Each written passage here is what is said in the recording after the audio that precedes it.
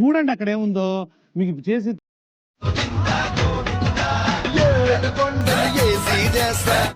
చూడండి. అందరికీ good news, నా మీద చర్యలు తీసుకుంటారంట. హ్యాపీగా ఉండండి. ఇంత విషయాన్ని ఇంత పెద్ద చేసి గీతూరాయ్ ఇప్పుడు బాగా ఫేమస్ అవుతున్నా నేను భయ్య. వీళ్ళకి పని పాట లేదనుకోండి, వీళ్ళకి అందరికీ ఎక్కడ పడితే అక్కడ వీడియోలు వేస్తే మేము సెలబ్రిటీలం కదా అని చెప్పేసి తోపు అనుకుంటే ఒక ఇదే అవుతామంట. మొన్నటిదాకా ఒక వీడియో వేసింది ఓసిడి అని చెప్పేసి, అతను ఎంత అవమానపరిచిందంటే నిజంగా భయ్య కర్మ రిటర్న్ బ్యాక్స్ అంటే నేను ఏమనుకున్నా కానీ విత్ ఇన్ 1 మంత్లో వచ్చేసింది తనకైతే నిజంగా చెప్పాలంటే. ఆ పానీపూరి తినడానికి ఎంత అవమానపరిచిందంటే, తినను నాకు ఓసిడి అది తొక్క తోడుకురా అని చెప్పేసి అన్న మాట మాట్లాడింది. ఇప్పుడు తిరుమల తిరుపతి దేవస్థానంలో పిచ్చి గంతలు వేసినామంట. మీరు అనుకోవచ్చు ఆడ రికార్డింగే ఆప్షన్ ఉండదు, అలాంటి మీరు వెళ్ళి తిప్పు గంతలు వేసుకొని వీడియో రికార్డ్ వేసేసి మీరు చూపిద్దాం అనుకుంటున్నామంట. మళ్ళీ డైలాగ్ కొడతా ఉన్నామంట, వేసేసుకుంటున్నారు కేసులు వేస్తున్నారు అది వేస్తున్నారు అని చెప్పేసి. చేసాము మీకు తెలియలేదా? మన దేవుణ్ణి ఏ విధంగా చూస్తూ ఉంటాం? ఒక పద్ధతి ఉంటుంది. ఏ రీల్ చేయాలని చెప్పేసి ఏది పడితే అది చేయడమేనా ఏడిపోతుంది? ఇక దానికి కొన్ని ఉంటాయి, పద్ధతులు ఉంటాయి. దేవుణ్ణి దేవుళ్ళ చూడండి.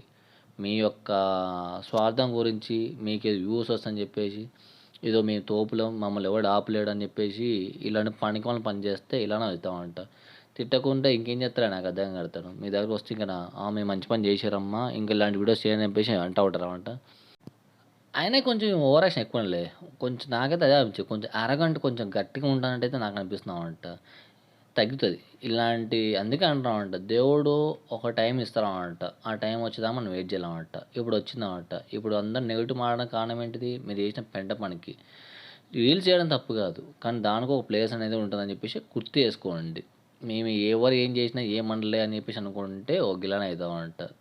ఎంత మంచిగా ఉండాలో అంత మంచిగా ఉండండి. రెస్పెక్ట్ ఇవ్వండి ఫస్ట్ జనాలకి, అప్పుడు ఆటోమేటిక్గా అన్నీ వర్కౌట్ అవుతుంది. మేము తోపులు తురుములు అనుకోండి, ఇక్కడ ఎవడు తోపు కాదు ఎవడు తురుము కాదు, మన మనుషులు, అంతకంటే ఇంకేం లేదు. మీరు ఎంత పైకి వెళ్ళినా కూడా దేవుని ముందట మనం చాలా చిన్న వాళ్ళమే.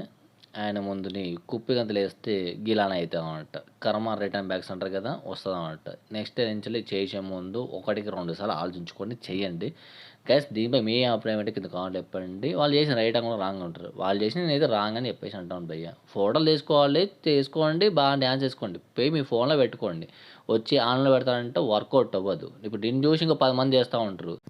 ఇప్పుడు చూస్తే నాకు ఎలా అనిపిస్తుంది అంటే మీరు రీల్ కోసానికి దేవుని దగ్గరికి వెళ్ళినట్టు ఉందామట. ఇప్పుడు అంతే కదా, అదే అవపడుతుందామట. దేవునికి వెళ్ళాలనుకుంటే ప్రేమతో వెళ్ళండి, భక్తితో వెళ్ళండి, అంతేగాని ఇలాంటి పిచ్చి పిచ్చి ప్రయత్నంతో ముందుకు వెళ్తే ఇలానే అవుతుంది అన్నమాట.